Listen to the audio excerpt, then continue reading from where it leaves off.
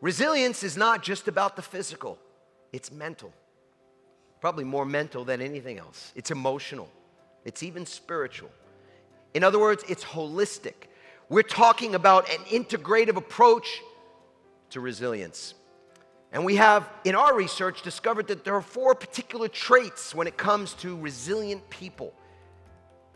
And I want to share those with you because many of you not only are resilient, but where you're lacking in some resilience, you can create it.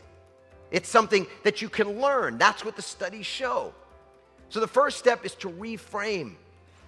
You know, how many of you remember what happened last year in a Starbucks store in Philadelphia last April? Anybody remember what happened? Yeah. 2 African-American men were arrested for apparently using the restroom. Can you imagine? You're Kevin Johnson, the CEO of Starbucks, and you get that phone call. Everybody pick up your phone. Go ahead. Just pick up your phone here. You've just been promoted to CEO. You're the CEO of Starbucks, publicly traded company. And on the other end, you hear these words. One of our managers arrested 2 guys in a Starbucks for using the bathroom. Click. What do you do? What do you do with that information? Here's the thing about life, about business. Stuff is happening all the time. Stuff is hitting us all the time. Change is happening constantly. Things we don't expect are happening all the time. And Kevin Johnson picks up that phone call. What do you think he was going to do? What do you think he was told to do? What was the conventional wisdom that his lawyers and others had told him? Fire the manager, right? Off with her head. Blame someone, justify, explain. They're a public company. It could have cost them millions, hundreds of millions in market share. You know what he does? He gets on Good Morning America the next day, and he owns the whole situation. He says, I don't know what happened, but we're going to find out. What I can tell you is that this is not our company. This is not acceptable, and we're going to do something about it. And a couple of months later, not only had he resolved the dispute with those 2 men, but he closed down 8,000 stores for 4 hours for something called unconscious bias training. I never even heard of that before. I was a lawyer for 18 years, never heard of that. I don't know if Kevin Johnson ever heard of it, but it's a real thing. And 4 hours of training isn't going to solve it, is it? But it's a start. It was a great start.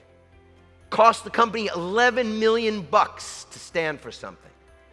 That was a moment of reframe for Kevin Johnson. That was a moment of truthfulness and transparency. He could have framed it a very different way. We're under threat. We've got to distance ourselves. We've got to do all the PR stuff, all the conventional stuff. Instead, he took a counterintuitive approach to it by owning it. He reframed. How many times in our lives we get hit with some information, something, and we tell ourselves a story about what it means? This is an opportunity in every instant. My wife reminds me of this all the time. What's the creative opportunity? I want you to write that question down. This is a key element of reframing. That's what Kevin Johnson did. He answered the question, what's the creative opportunity here? If I wasn't under threat, if I wasn't making up a story about all the worst possible case scenarios that could happen, if I simply tell the truth, what would it look like? What's the creative opportunity? My grandmother, who has been, she passed away about 10 years ago, and I miss her every day. She used to make these little cakes, these tiny little cakes when I was a kid. They had this massive flavor. You just bite into this tiny little cake. It was probably no bigger than a $50. And I bite into that cake, and it had this incredible flavor. And I would say to my grandmother, what do you have in this cake? And she said to me, Adam, sometimes little things in life, little things can have a big impact. And I've never forgotten that. She called those cakes little gems. Little things can have a big impact. We've got to find the little gem inside every situation that we find ourselves in. Viktor Frankl wrote this incredible book, Man's Search for Meaning. He started writing that book. He started thinking about teaching people, sharing the meaning behind things, something he called meaning therapy. He started to develop that theory and that teaching when he was a concentration camp survivor. In the worst of situations, he was finding meaning. He was mining for meaning. That's step 2. Resilient people find the meaning. They reframe, and then they find the meaning in things.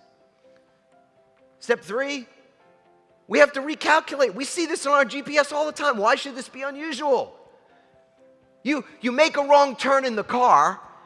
What does your GPS say to you when it talks to you? Does it say, "You're an idiot. I can't believe you did that. You've just been doing that your whole entire life. It's just like your father said." Is that what the GPS says to you? That's what we tell ourselves. Your GPS simply goes, what? Say it loud. Say it out loud. Recalculating. That's it. Or it might say it in a British accent. I love, listening to a speaker yesterday, Val, in her British accent. Recalculating. Right then. It's okay. Right. Just make a left up here. Yeah. It's like, recalculate. Create a new vision. Revision. We're always revisioning. What's the problem with that? There's nothing. We tell ourselves it's a story. There's a problem with that. There's no problem. Not really. Nothing has any meaning. Say these words. Say, nothing has meaning. Like literally everybody in the room, please. Nothing has meaning except the meaning I give it. You give everything meaning. Nothing has any inherent meaning until you show up and you give it meaning. I do the same thing.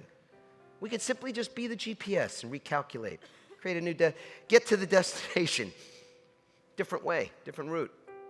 And the last thing, and this is really, really important, I'm going to spend just a couple of minutes here as we wrap up, on rituals. Those rituals to recover and recharge. And I'm going to guess that every single person in this room, this is the biggest challenge for you. Because workaholism isn't a thing of the past. It's a thing of the present.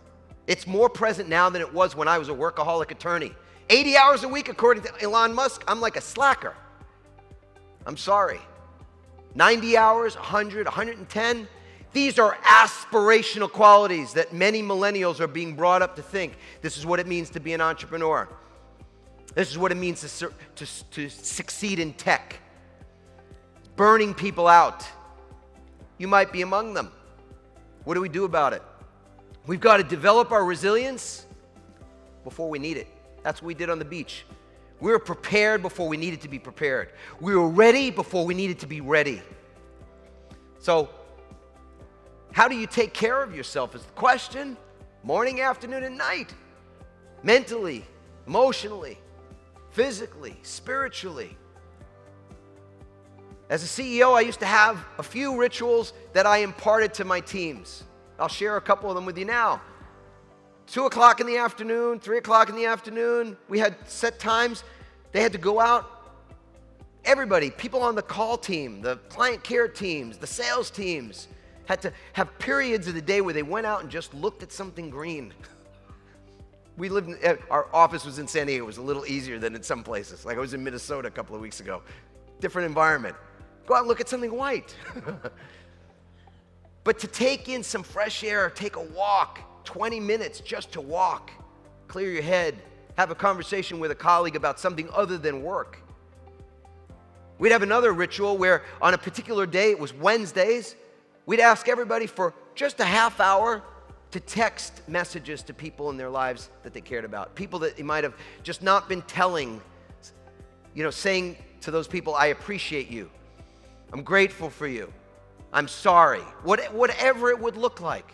Just spend a half hour texting people how you felt. That was about emotional resilience.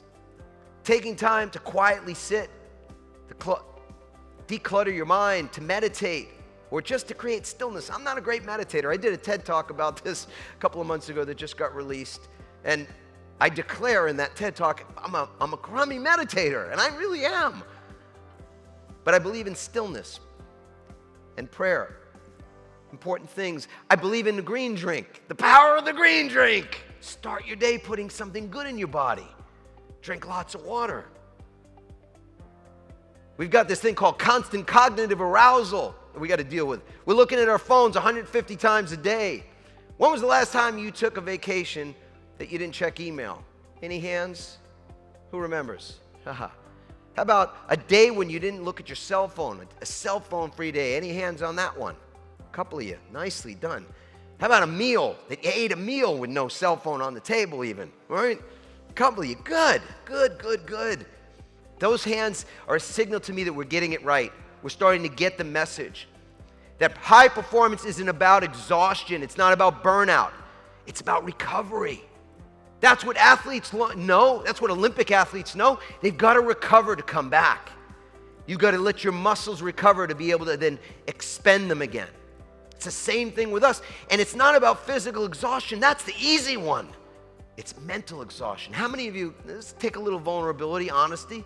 How many of you feel mentally exhausted a lot of the time?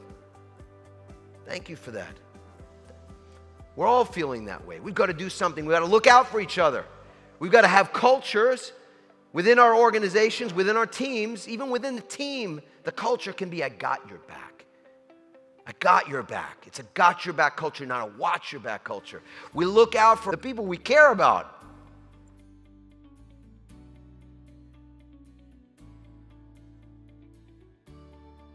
The last 10 seconds of a football game or a basketball game can take what? How long? Like 30 minutes sometimes, right? What the heck is going on? Strategy. Let's change the scenario a little bit, okay? It's the last 10 seconds, right? And one team is down by a lot of points. Almost impossible to come back. And yet it still takes 30 minutes. Why?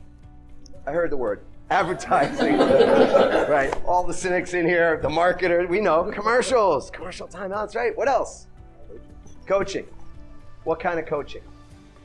Here's the kind of coaching it looks like, right? You get in the huddle, you go, hey, listen, there's 10 seconds left, we're down by 12 points, it's a basketball game, and we got to be in like Detroit, they're in Cleveland, and we got to take a bus and go to Detroit tonight. So there's no way we're going to win. I mean, we get this, right? We're not going to win. So let's just dribble the ball out, run out the clock. Let's get showered, get in the locker room, get into the press conference, get it over, get in the bus, and get a good night's sleep so we come out and win that game tomorrow. That's what the coach says, right? How many of you think that's what the coach said? That's good. I saw some of you nodding up and down, and then they got the clue. No, I don't want my hand going up. Why? Is that not what the coach says in that huddle? It's not over till it's over. What happens if that coach gives up right there? Says, hey, the game's over. We clearly cannot win. Next, what happens? Yeah, players give up. What do they give up on? Themselves. They give up on that coach. That coach is finished. 10 seconds left. They're down by 12 points. It's virtually impossible to win. Calls every last timeout. Why?